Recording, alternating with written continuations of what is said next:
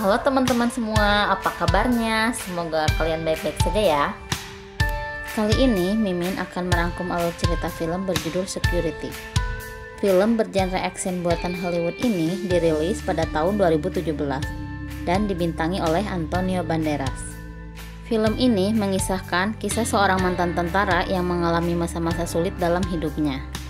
Karena putus asa mencari pekerjaan, ia akhirnya bekerja menjadi security di sebuah mall yang sudah lama tak terpakai. Pada malam pertama di saat ia bekerja, dia melihat seorang gadis muda yang meminta tolong dari kejaran para penjahat. Dari sinilah semua itu berawal. Agar tahu alur filmnya, sebelum menonton jangan lupa like, komen, dan subscribe dulu ya. Di awal kisah ini, kita akan diperlihatkan dengan seseorang yang sedang diinterview untuk melamar pekerjaannya. Pria bernama Eddie ini ditanya tentang latar belakang dan keahliannya. Tetapi dengan keahlian Eddie sebagai veteran perang, saat ini perusahaan yang sedang ia lamar tidak membutuhkan skill seperti yang ia miliki. Namun, ketika Eddie akan pulang, si ibu bagian HRD ini memanggilnya. Karena beberapa pertimbangan, akhirnya sang HRD mencoba menerima Eddie untuk bekerja menjadi security di sebuah mall. Scene berpindah kepada iring-iringan mobil yang sedang membawa seorang saksi yang rencananya akan dipindahkan ke suatu tempat yang paling aman. Akan tetapi, di saat itu juga mereka dihadang dan diserang oleh sekelompok penjahat yang mencoba menculik saksi, hingga terjadilah baku tembak di antara mereka.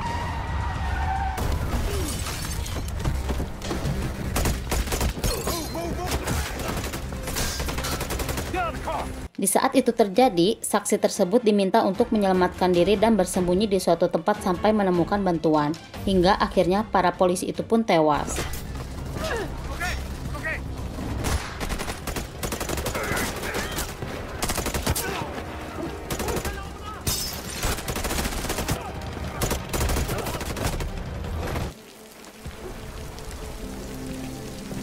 Di waktu yang bersamaan, di saat itu juga cuacanya buruk dan turun hujan. Tetapi karena ini merupakan hari pertama Eddie bekerja, dengan semangat ia pun datang ke tempat kerja tersebut. Dan di sana Eddie bertemu dengan security yang menanyakan tentang dirinya. Singkat cerita, Eddie masuk ke mall tersebut. Di sini Eddie langsung berkenalan dengan tim kerjanya. Di sini ada Vance sebagai pimpinan security dan Mason yang sedikit penakut, serta seorang wanita bernama Ruby. Lalu ada Johnny yang sedang berada di tempat lainnya. Namun di sini Ruby bukan seorang security, dia hanyalah seorang pekerja yang tak pulang yang sudah 2 hari berada di kantor ini. Sebelum mulai bekerja, Eddie langsung diberikan seragam security. Yang tak lama kemudian, si Vance ini langsung mengenalkan beberapa tempat di mall tersebut. Yang kedepannya ini semua merupakan zona kerja mereka yang tentunya secara SOP perusahaan akan menjadi tanggung jawab mereka untuk dijaga keamanannya. Akhirnya Eddie langsung mengerjakan tugas tersebut dengan mengecek beberapa tempat. Ketika Eddie sedang patroli, ia mendapati seseorang dari luar mall ini seperti meminta tolong. Setelah diperiksa dan belum sempat ditanya, gadis ini pun malah pingsan. Lalu Eddie membawa gadis tersebut untuk diamankan dan diperiksa identitasnya. Where's her ID, huh? Tapi di saat akan melapor ke kantor polisi, jaringan telepon tersebut tiba-tiba terputus tanpa sebab. Dan di waktu yang sama terlihat seseorang dari CCTV mendatangi mall ini. Mengetahui itu, Eddie dan yang lainnya langsung menemui orang tersebut untuk menanyakan keperluannya mendatangi tempat ini. Usut punya usut, ternyata orang tua bernama Charlie ini mengaku sebagai orang tua dari anak perempuan tadi. Dia mengaku jika anaknya telah kabur dari rumah karena dilarang mabar Mobile Legends. Dengan sejuta pengalamannya di bidang keamanan, Eddie merasa mencurigai jika Charlie sedang mengarang cerita. Hingga di saat Vance akan membukakan pintunya, gadis itu tersadar dan berteriak ketakutan dan memilih kabur ke dalam mall.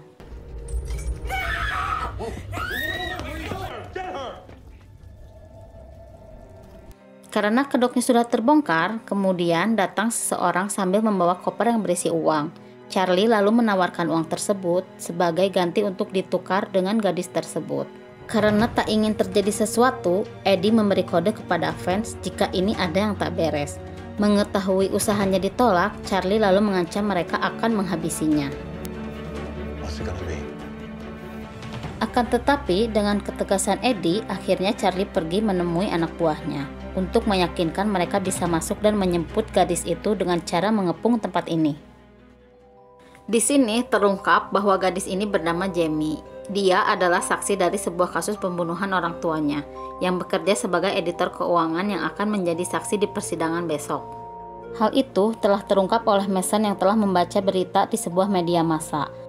Mengetahui hal itu, mereka pun langsung membawa Jamie ke tempat tersembunyi dari para penjahat tersebut. Tak lama kemudian, para security ini pun menjadi cekcok. Mereka berpikir bahwa mereka takkan sanggup menghadapi para penjahat di luar sana. Lalu, Mason berpikir untuk kabur dari masalah ini. Tetapi Eddie meyakinkan kepada mereka, mustahil bisa lari dari tempat ini, karena mereka semua pembunuh profesional dan telah mengepung tempat ini. Dan teror pun dimulai dari sini. Ketika para penjahat itu melakukan aksinya, mereka langsung membobol gerbang utama mall dengan cara menabrakkan mobilnya. Akan tetapi, aksinya tersebut langsung mendapat perlawanan dari para security. Alhasil, supir mobil itu pun langsung terbakar dan ditembak oleh sniper mereka.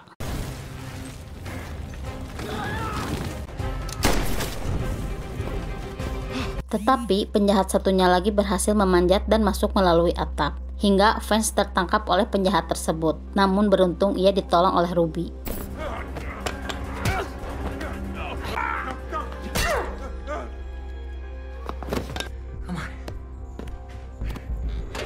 Karena para security ini tidak memiliki keahlian serta pengalaman menghadapi penjahat seperti ini, maka Eddie langsung diminta untuk memimpin ini semua. Di sini, Eddie langsung berencana untuk mengatur strategi dan mengulur waktu mengalihkan semua perhatian para penjahat dengan memasang jebakan di setiap tempat. All we gotta do is spend enough time distracting them until the feds gets here. I got it, Rose. I got it. Okay, Yeah? go. Easy. It's a bomb. Short, long. Dan benar saja, di awal aksinya, para penjahat ini langsung terkena jebakan. Jamie memasang kamera pada sebuah mobil remote control untuk mengetahui jumlah mereka. Tetapi rencananya itu diketahui sehingga mobil remote itu pun dibawanya kepada Charlie. Di sini, Charlie memutuskan kepada anak buahnya untuk membunuh Jamie, dan jika berhasil, mereka akan mendapatkan bonus yang sangat besar dari Charlie. I have a little announcement to make to my guys. If we succeed and the girl dies, each one of you gets an extra $100,000. Dengan pernyataan tersebut, para penjahat semakin beringas memangsa siapa saja yang ada di tempat ini. Tetapi karena para security telah memasang jebakan di beberapa tempat, mereka berhasil menghambat jalan mereka untuk menemukan Jamie. Yang diantaranya Mason. Ia telah berhasil merebut senapan dari salah satu penjahat. Tetapi Mason terlihat sangat gugup untuk menggunakan senapan tersebut.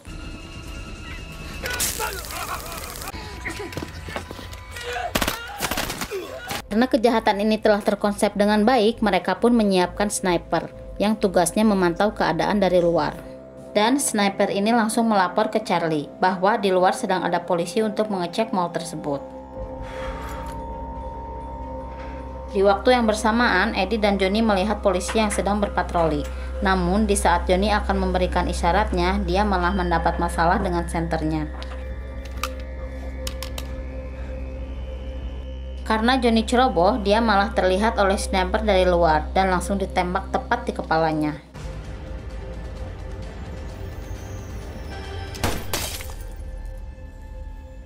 Dengan kejadian ini, Eddie langsung meminta pada siapa saja yang dekat dengan ruangan makanan untuk memberikan informasi berapa jumlah mereka. Tetapi semuanya terlihat syok dan tak ada yang sanggup dengan perintah itu. Namun di sini ada Jamie yang bisa melihat semuanya melalui mobil remote controlnya.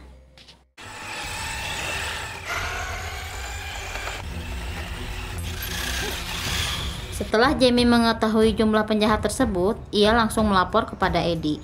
Tanpa berpikir panjang, Eddie langsung beraksi hingga para penjahat yang ada habis tak tersisa.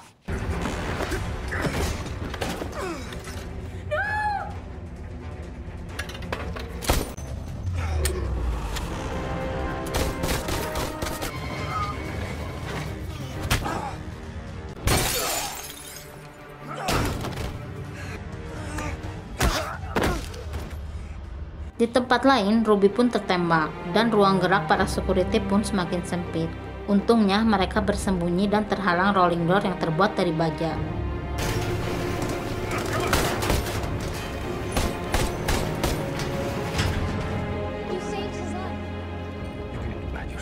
Di sisi lain, Mason melihat polisi datang dari CCTV dan menjadikan kabar baik bagi mereka. Di sini, Eddie langsung mendatangi para polisi tersebut. On the ground! Hands up! Now! Hey, I am security. Tetapi di saat yang bersamaan, rolling door yang menghalangi mereka berhasil dibobol dengan menggunakan forklift. Akan tetapi di sini sudah ada fans yang dengan nekatnya dia langsung menembaki para penjahat tersebut dan berhasil melumpuhkan beberapa para penjahat yang ada. Namun karena jumlah mereka sangat banyak, akhirnya fans pun tertembak. Cerita beralih ke Eddie. Ternyata para polisi gadungan ini telah dikirim oleh Charlie. Mason, bring the girl. Karena Eddie mengetahui jika ini polisi gadungan, ia mengatakan dengan isyarat kepada Jamie kalau ia tak bisa pulang tanpa membawa tas berisi uang. Mengetahui isyarat tersebut, Jamie langsung menghentikan langkahnya, tetapi sialnya Mason malah terlihat oleh para penjahat tersebut, hingga ia pun tewas di tempat. Tanpa berpikir panjang, Eddie langsung beraksi dan berhasil membunuh semuanya. Di scene ini yang tersisa hanya Jamie dan Eddie. Jamie yang kebetulan berada di tempat perlengkapan diminta Eddie untuk mencari radio keamanan agar bisa menghubungi keamanan pusat dengan radio tersebut.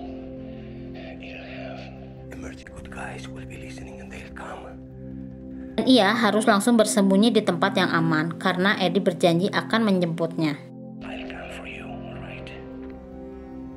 Sementara itu, Eddie berusaha mengalihkan perhatian para penjahat lainnya dengan menggunakan ATV hingga keluar gedung dan berhasil membereskan penjahat lainnya.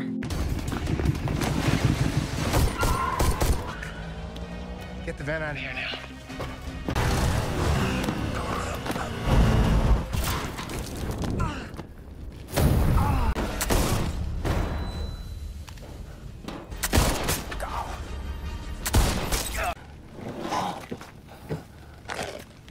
Di tempat lain, di sini terjadi negosiasi yang cukup lama antara Charlie dan Jamie. Charlie terus memancing Jamie agar persembunyiannya diketahui oleh Charlie. Dengan bersembunyi di tumpukan boneka, akhirnya Jamie tertangkap oleh Charlie. Akan tetapi, di saat yang tepat, Eddie datang sambil menodongkan pistolnya.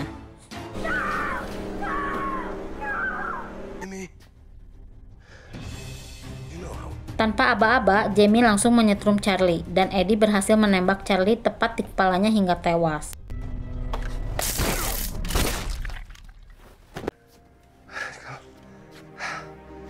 Di akhir kisah ini, para polisi pun berdatangan untuk menolong meskipun dalam keadaan terlambat. Dan ternyata fans ditemukan dalam keadaan selamat.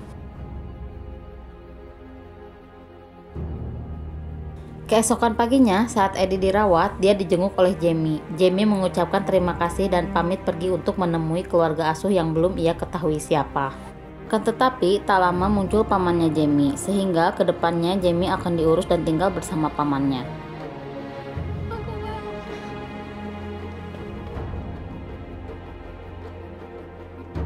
Saat setelah sembuh dari luka-lukanya, Eddie pun pergi menemui istri dan anaknya, dan film pun berakhir bahagia dengan berkumpulnya kembali keluarga Eddie.